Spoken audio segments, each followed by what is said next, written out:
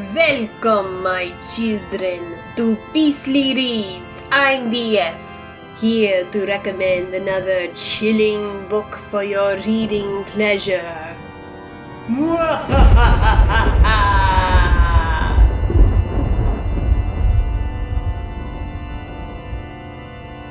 Seriously, with Halloween being next month, I know you're going to enjoy the book that I'm recommending for you to read. And this will be a spoiler-free book review, so I will just give my opinion on it without spoiling any major plot points. So our story begins on a dark and stormy night. Quite literally. One dark and stormy night in the summer of 1816, in the Villa Diodati up in Switzerland, famous writer Lord Byron challenged his guests to a contest of who could write the most frightening and horrifying ghost story. And this little contest, which was just a way to pass the time on a rainy day, gave birth to two of the most iconic horror tales ever. One was The Vampire by John Polidori, which later influenced Bram Stoker to write Dracula, and the second one, Frankenstein, or The Modern Prometheus, written by a then 18-year-old Mary Shelley. That's right, one of the most horrific tales of our time came from the imagination of a teenage girl. Let that sink in for a moment. So, if you've seen any of the Frankenstein movies, forget all you've seen when you read Mary Shelley's Frankenstein.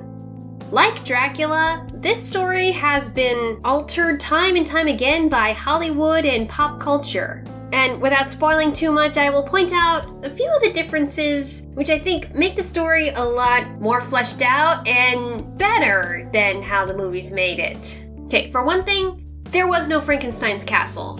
Frankenstein wasn't like this crazy mad scientist. I mean, creating life from death is kind of crazy, but he wasn't like this maniacal old coot that he's often made to be. Dr. Victor Frankenstein is not even an official doctor yet. He's still in college in the book, in his early 20s. And this is all a college project. He's put together this monster of partially decomposed body parts in his college dorm basement. And there was no Igor. Igor was not a thing.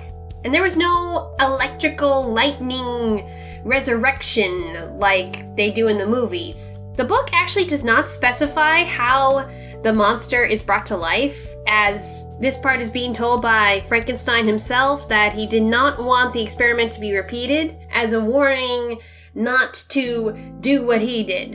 And most notably, the monster is not that dumb, mechanical zombie stereotype as he is often represented. And his name is not actually Frankenstein. Frankenstein is a scientist, although some like to say that the monster took the name Frankenstein since he's technically his son, in a way. But he is not stupid. He is depicted as an intelligent being with intentional actions and has intelligent speech versus the fire bad speech we're used to hearing from the movies. And the book, he does commit violent actions, but he's actually a sympathetic character that did not ask to be created into this world where he doesn't belong. And, he has abandonment issues by his creator just outright leaving him to the world for being so monstrous.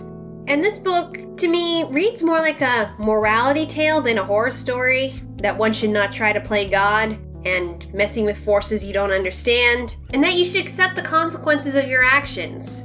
And be prepared for lengthy scientific exposition in the beginning, and also a prologue with this sailor who has nothing to do with the story, but is just the guy who finds Frankenstein on the ice and rescues him, and Frankenstein is telling him the tale.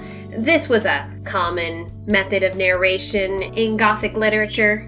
Having multiple narrators, a story within a story. Just, it takes a while to get to the actual intrigue, as we got so much introduction to the characters beforehand.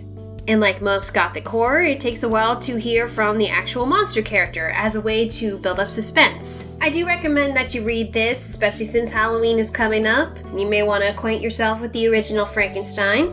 Just note that it's a cautionary tale for scientific exploration.